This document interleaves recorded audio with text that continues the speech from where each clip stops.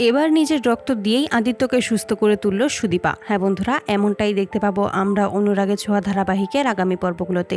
নিজের রক্ত দিয়ে আদিত্যকে সুস্থ করে তোলে সুদীপা। সুদীপা বলে, আপনি যদি না থাকতেন তাহলে ওরা হয়তো আমার ক্ষতি করে দিতে পারতো, আমার সাথে নোংরামি করার চেষ্টা করতো আরো।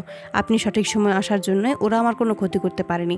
আপনাকে এর জন্য অনেক ধন্যবাদ, সঠিক সময়ে এসে আমাকে বাঁচিয়ে নেওয়ার জন্য। ঠিক সেই মুহূর্তেই পরমা হসপিটালে চলে আসে আদিত্যকে দেখার জন্য। সেখানে এসে আদিত্যকে দেখতে পেয়ে আদিত্যকে বলতে থাকে, তোমার এরকম অবস্থা কিভাবে হলো? তোমাকে আমি বারবার বলেছি তুমি রাস্তায় সাবধানে চলাফেরা করবে, কারোর সাথে কোনো মারামারিতে জড়াবে না। আদিত্য বলে, এটাই তো আমার কাজ, আমি একজন পুলিশ অফিসার। আমি যদি রাস্তাঘাটে বখাটেদের দেখি তাহলে কি সেটা আমি শুধরে দেওয়ার চেষ্টা করব না? এটা তো আমার দায়িত্ব পড়ে, একটা মানুষকে সেফটি দেওয়া তো আমার দায়িত্বের মধ্যেই পড়ে। আর আমি সেটাই করেছি, আর সেটা করতে গিয়েই আমার সামান্য একটু চোট লেগেছে।